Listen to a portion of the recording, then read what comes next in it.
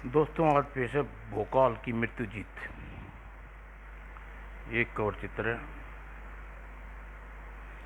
अपने बाहुबली और वीरता के बड़े बड़े योद्धाओं को जीत लेते थे महाबली। अपनी अत्यंत कठोर तपस्या, आदित्य शांत शक्ति से बड़ी बड़ी शक्तियों पर विजय पा लेते थे तपस्वी। लेकिन एक शक्ति ऐसी भी है जिसे आज तक जो कोई धनुधर महाबली जीत पाया है, और कोई पहुंचा हुआ तपस्वी है वह शक्ति मृत्यु।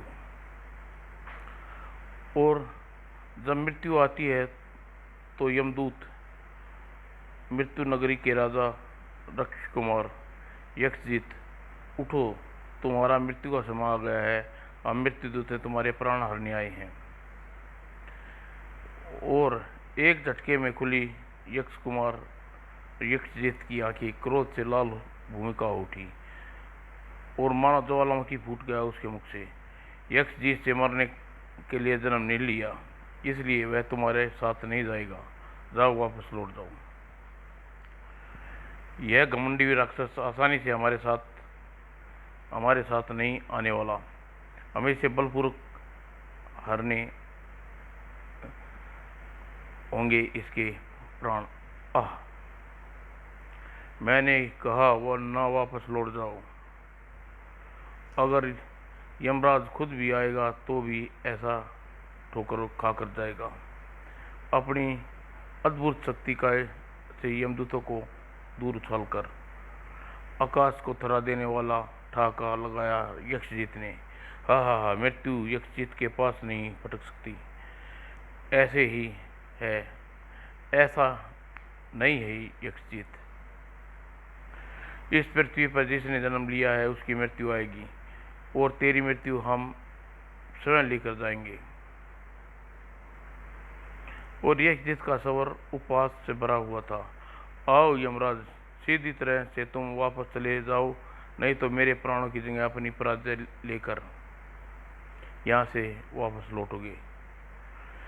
हमारे समक्ष इस बचकानी शक्तियों का प्रयोग करना छोड़ दुष्ट राक्षस पुत्र, और चल हमारे साथ।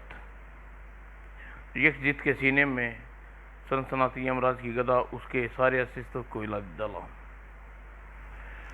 और भैंसे की तरह डकारता वह दूर जा गिरा। यमराज ने उसकी तरफ उछाल दिया मृत्यु पास, और इस मृत्यु पास में फंसकर तेरी आत्मा तेरे शरीर से बाहर हो जाएगी। लेकिन मृत्यु पास यक्षजीत तक पहुंचा था, इससे पहले ही वहां वातावरण में गूंज उठी कोई यक्षजीत की पुकार, महाकाल रक्षा करो। वो दूसरे क्षण मानो वहां भयंकर तूफान आ गया और उसे चीर कर मृत्यु पास को टकराई प्रलय। भगवान शिव का त्रिशूल हो। वो टकराव इतना तीव्र था कि यमराज अपने वाहन से बैठ ना सका और नीचे गिरा। देखो यमराज, मैंने कहा था मेरा जन्म समाप्त होने के लिए नहीं हुआ। मैं तो सदा पृथ्वी पर जीवित रहूंगा, और अब ऐसा होने तुम नहीं रोक सकते, क्योंकि महाकाल शिव के त्रिशूल के कारण तुम्हारा मृत्यु पर कुछ समय के लिए बेकार हो चुका है, और मेरी मृत्यु की घड़ी टल चुकी है। इसी दिन के लिए मैंने शिव को आराधना कर उसे प्रसन्न करने, जीवन में एक बार सहायता करने का वरदान दिया था। और उस समय शिव भी नहीं जानते थे कि वरदान का उपयोग ऐसे समय पर, यानी अपनी मृत्यु के जीतने के लिए करूँगा। हाँ हाँ हाँ। और ऐसा ही यमलोक वापस लौट गए। इसी के साथ मृत्यु जीत की मृत्यु हार गई, और वहाँ कहलाया मृत्युजीत। वह कहलाया मृत्युजीत। वह मृत्युजीत इसकी अपराजित शक्तियों और वह विश्ववीर के सूरवीर महाराज अपने आपको मुकुट उतार कर उसके चरणों में रख दिया, और ऊंचे सिंहासन पर मृत्युजीत का सीना गर्व और बिछोड़ा हो गया। मात्र इतना ही ये बताकर चुप क्यों हो गए देवऋषि नारद?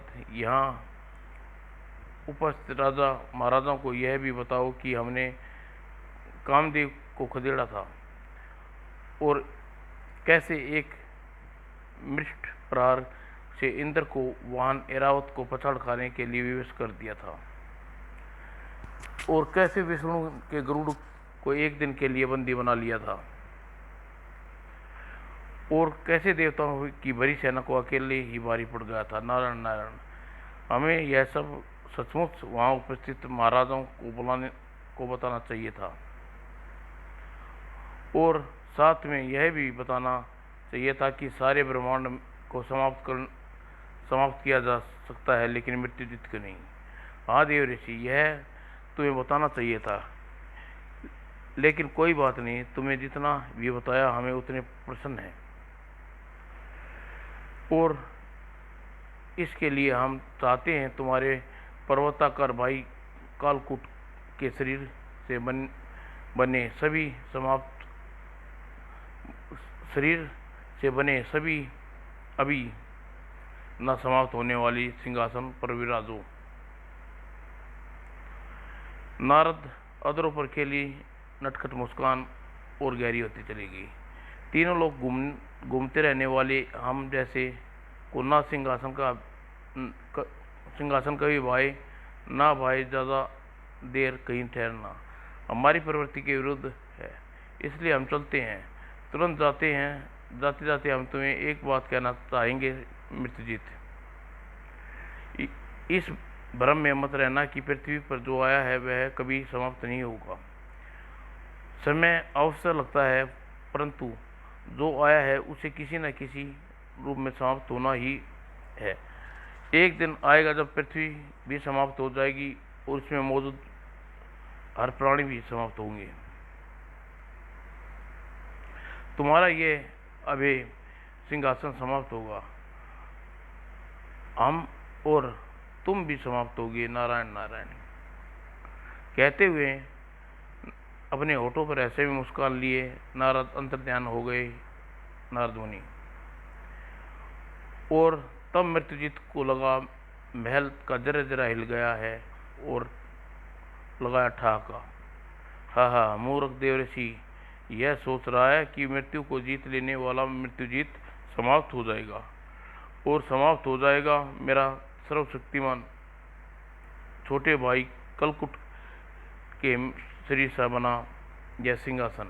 अरे एकाध धड़ाक में कंपन सा हो, और अचानक ही वहां कंपन के कारण चौंका मृत्युजीत, और दूसरे क्षणाचारी से अधिकता से कई हाथ ऊपर उछल गया नहीं, और अभेद समझने जाने वाले उसका सिंहासन एक तेज आवाज के साथ सैकड़ों टुकड़ों में बिखर गया, और फटी फटी आंखों से सिंहासन के टुकड़े निहार रहा था मृत्युजीत। कालकूट के शरीर से बने इस सिंहासन को नष्ट होने का एक तात्पर्य है, कालकूट समाप्त हो गया है। मानव पागल हो गया मृत्युजीत, कैसे हो गया यह है? और मृत्युजीत पूरी तरह हावी हो गया क्रोध, और थोड़ी देर में शांत हुआ। उसके मस्तिष्क में काम करना शुरू किया। मेरे भाई कालकूट को सबसे शक्तिशाली कलभुजंग को मारने वाला वह व्यक्ति कोई साधारण मनुष्य नहीं हो सकता। मुझे देखना होगा वास्तव में वह कौन है। और अपनी कई शक्तियों के साथ मृत्युजीत ध्यान लगा कर बैठ गया। अगले ही क्षण विकर्ण उसकी आंखों के सामने नजर आने लगा। उसका नाम भोकाल था, और ऋषि अखिलानंद की पत्नी भोकाल की चिता पर्वत के पास बेहोश अवस्था में उठाया, और अपनी सेवा से न उसे नया जीवन दिया, बल्कि उसे दिव्य शस्त्रों का दिव्य का पता दिया।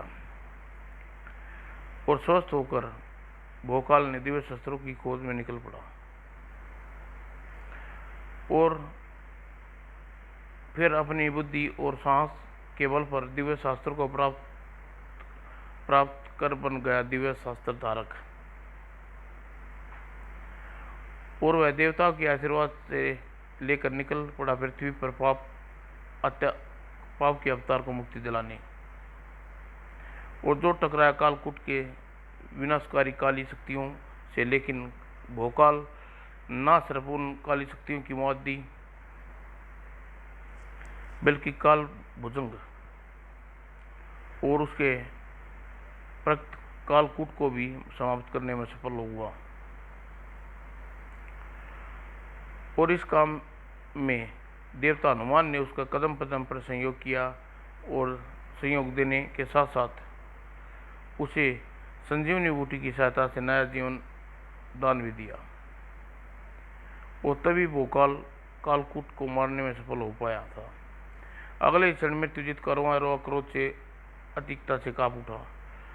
देवता भोकाल की सहायता कर रहे हैं तो करते रहे हैं, उसे के पास दिव्य शस्त्र है होते हैं तो, लेकिन मृत्युजित के हाथ हर हाल दशा में मरेगा, तड़प तड़प कर मरेगा और उसे मारेगी मेरी नभ अग्नि कालंगनी।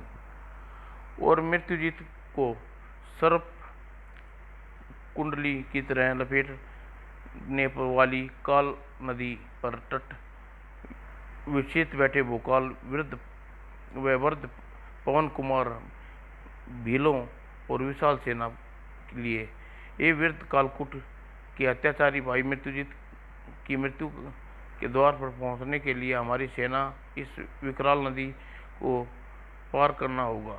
यह असंभव है। चिंता न करो महाबली, माँ वसुधरा कोई न कोई राहत जरूर दिखाएगी। और तभी भीषण ताप और गड़गड़ाहट से सभी को झंझोड़ दिया। अग्नि का वह भयानक दानव एकाएक ना जाने कहाँ से प्रकट होकर हमारी ओर आ रहा है। बाबा, मैं आपका और भील साथियों का कोई अहित न कर दे, इसलिए आप मेरी ओट में हो जाइए। मैं उसे समाप्त करने का उपाय सोचता हूँ। आग के दानवनल के निकट लिए सतर्क होता है महाबली। अचानक एक बार फिर चौंका। अरे, यह तो नीचे क्या हो रहा है? और ये तो धरा का सीना फट रहा है और उसमें समाते जा रहे हैं। ओह! उड़ने के लिए भोकाल के पंख फाड़ पड़ाई, लेकिन भोकाल विरुद्ध और भील ने उसे बड़ी दरकार से समेट लिया और कुछ क्षण देखते ही देखते जैसे सामान्य हो गया और ऊपर सरसरा कर गुजर गई वह आग का भयानक दनावल। और जब एक विपदा से छुटकारा पाने के लिए अब दूसरी और सतर्क नजर आने लगी भोकाल। आगे दनावल और साथ में एकाक पटना हमारा इसमें गिरना इस बात का घोतक है कि हम एक साथ कई विपदाओं में फंस गए हैं बाबा। परंतु चिंता की कोई बात नहीं, हर विपदा का धूल में मिलाकर भोकाल यहाँ से निकल ले जाएगा। व्यर्थ में श्रम करने की कोई बात नहीं है। क्या बात करे रे महाबली, जबकि यहाँ से निकलने का रास्ता सामने दिखाई दे रहा हो। आओ। और शरारती ढंग से मुस्कुराते वृद्ध सभी को लेकर सामने दिखते रास्ते की तरफ बढ़ गए। आश्चर्य है, मैं समझ रहा था कि धरा का फटना किसी विपदा की निशानी है, लेकिन अगर यह विपदा नहीं है तो क्या है? तुम्हें भयंकर नरकीय अग्नि से बचाने धरती माँ ने का प्रयास, और जो पूरी तरह सफल हुआ।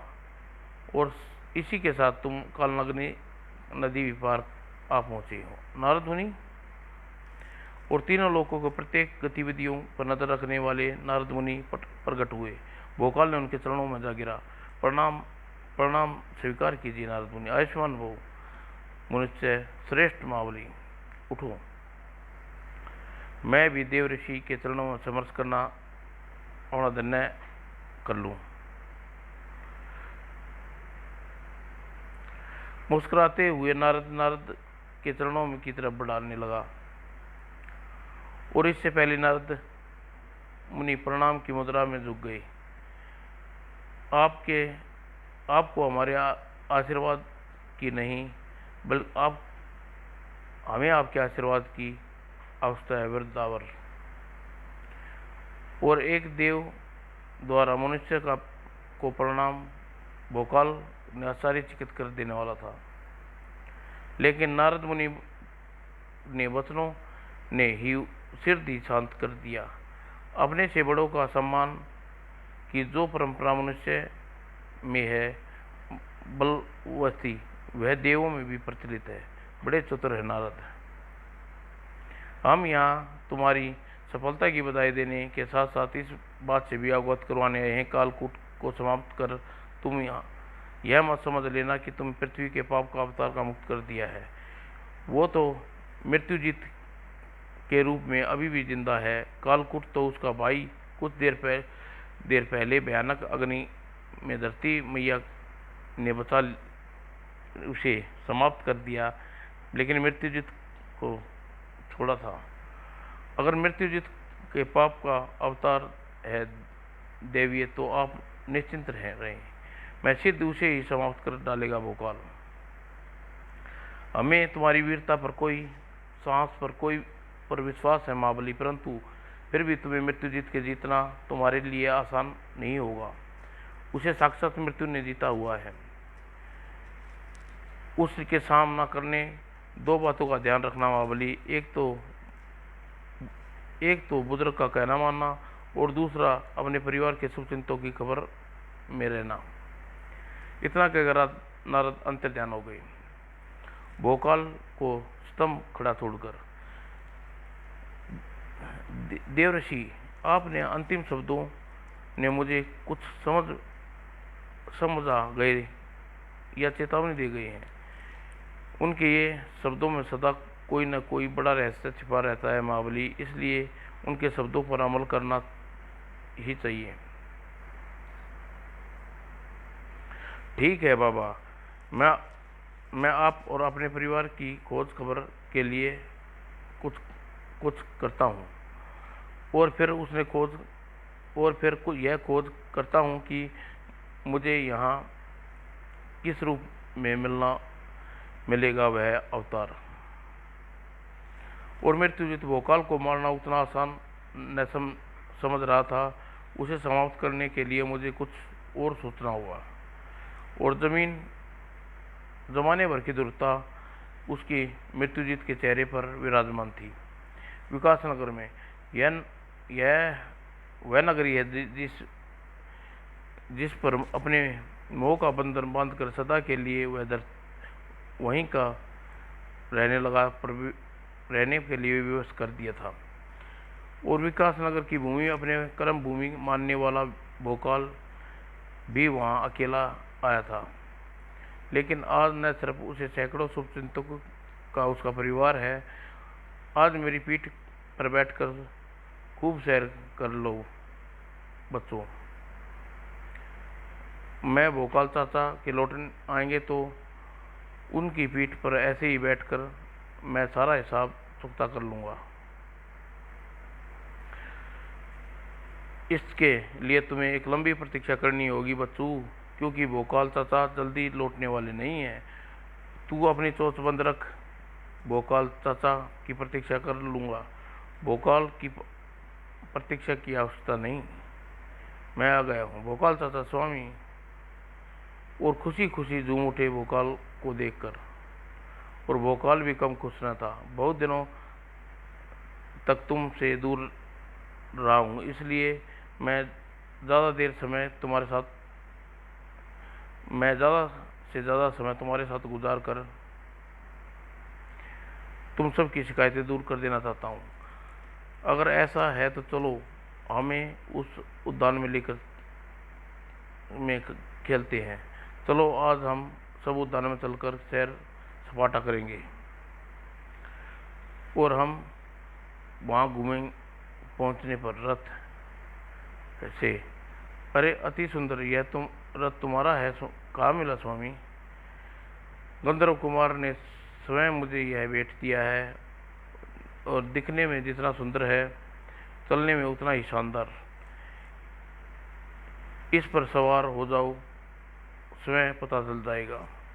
और मंत्रमुग्ध से वे रथ पर सवार हो गए और अगले ही पल रथ हवा में बातें करना आरंभ कर दिया। रथ धीरे चलाइए स्वामी, कृपा रथ मेरे को धीरे चलाइए स्वामी, हमें भयभीत हो रहे हैं। रथ की गति कम करने को मत कहो सुंदरियों, यह रथ गति तो अभी और बढ़ेगी। और रही बात तुम्हारे भय होने की, तो उसका प्रबंध अभी किए देता हूँ। और तुम दूसरे क्षण सो जाओ, आंखें खुली रहेंगी तो भय लगेगा। भोकाल के हाथ से निकला भभूति गुल्लर सभी के नथनों में टकराया और अचेत कर दिया। हा हा स्वामी, सभी को चेतना लुप्त हो गई। अब मैं इस रथ को जमीन पर नहीं बल्कि आकाश में दौड़ना चाहिए, क्योंकि मुझे इसे लेकर स्वामी मृत्युजीत के पास जल्दी से जल्द पहुंचना है। हाँ, और भोकाल के रूप में राक्षस भोकाल के शुभ चिंतकों को हरण करके ले जा रहा था और उसके लिए जा पहुंचा मृत्युजीत के सामने। शाबाश रक्षवीर, आज तूने इतना बड़ा इन्हें यहाँ लाकर बड़ा काम किया है। और इसी जगह पर पहुंचा दो जहाँ इन्हें भोकाल की आत्मा भी न पहुंच सकी। अब मैं देखता हूँ मुझसे बचकर मौत कहाँ जाती है।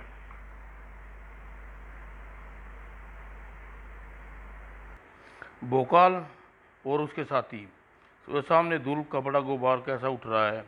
सावधान साथियों, धूल का उस गुब्बार के उठने का मतलब खूब समझता हूँ। ऐसे गुब्बार कभी उठते हैं जब शत्रु के कुचलने का इरादा लेकर आगे बढ़ रही हो और विशाल सेना उसे सामने आने दीजिए महाबली, फिर देखिए कौन किसे रोनता है। और कुछ ही देर में दोनों सेनाएं आमने सामने थी। तेरा विनाश बहुत जल्द ही तेरे सामने आएगा मृत्युजीत। भोकाल, मूर्ख भोकाल, विवश मेरे नहीं, विनाश मेरा नहीं तेरा आया है। मैंने तुझे अपना गुलाम मैंने तो अपना गुलाम बना रखा है विनाश को। और यह बात तुझे पता चलेगी जब रणभूमि के जरे जरे पर तेरे और तेरे साथियों के लहू के रंग नजर आएगा। आक्रमण। और इधर मृत्युजीत चीखा, उधर भीलराज, आगे बढ़ो साथियों, एक शत्रु को जीवित वापस नहीं लौटना चाहिए। और कुछ ही क्षण में दोनों सेनाएं आपस में भिड़ गई। दोनों का लक्ष्य था अपने शत्रु का विनाश। महाबली भोकाल ने मृत्युजीत पर का लक्ष्य भी हाथ में था। असंख्य काली शक्तियों से भरा यह परसा कुछ ही पलों में तेरे शरीर के टुकड़े टुकड़े कर देगा। ओह, और फिर तड़ाक। और इस तरह ज़्यादा समय तक मृत्युजीत को काली शक्तियों से बचे नहीं रह सकते। महाबली, किसी उचित दिव्य शस्त्र का प्रयोग करो। आप सही कह रहे हैं बाबा, मुझे दिव्य शस्त्रों का प्रयोग में करना ही होगा। और इसके लिए ये एकदम उपयुक्त रहेगा काली माँ की खड़ग। और एक क्षण में काली माँ के प्रचंड खड़क भोकाल के हाथ में थी और अब भोकाल अपने बचाव करना मुश्किल था और ना फरार करता। और यह काली माँ की प्रलयकारी खड़ग है दोस्त, जो बड़ी से बड़ी शक्तियों को पल भर में संहार करने की ही नहीं, तुम जैसे पापियों का नाश करने की भी क्षमता रखती है। और भोकाल ने फुर्ती से लपक कर उठा ली मृत्युजीत की गर्दन। इसी के साथ समस्त रण में मानो सन्नाटा छा गया और साथ ही वह सन्नाटा मात्र एक पल के लिए छाया था, क्योंकि अगले ही क्षण मृत्युजीत के कटे सिर से उबल पड़ी और ठाकी और सामने से कलेजे को चीर दिया। हाँ, मेरे शीश काटकर प्रसन्न हो तो मूर्ख, क्योंकि इस शीश के कटने का मतलब यह नहीं है कि मैं मर गया हूँ, जिसे मृत्यु को जीता हुआ है। हाँ। देखने वाले आश्चर्यचकित करता था। मृत्युजीत का शीश कट ठाके लगाता हुआ हवा में लहराया और फिर अपने धड़ से जाके जुड़ गया। हाँ, मेरा शीश मेरे धड़ से जुड़ गया। भोकाल आगे बढ़कर फिर से काट। मेरे शीश को बार बार काटने पर मुझे ही लाभ है, क्योंकि ब्रह्मा ने मुझे वरदान दिया हुआ है, जितनी बार मेरा शीश कटेगा उतनी बार मेरी शक्ति बढ़ेगी। इसका शीश काटना तो मूर्खता होगी, इसे समाप्त करने के लिए मुझे कुछ और करना होगा। दोस्तों, आगे की कहानी जल्दी आपके सामने पेश करूंगा।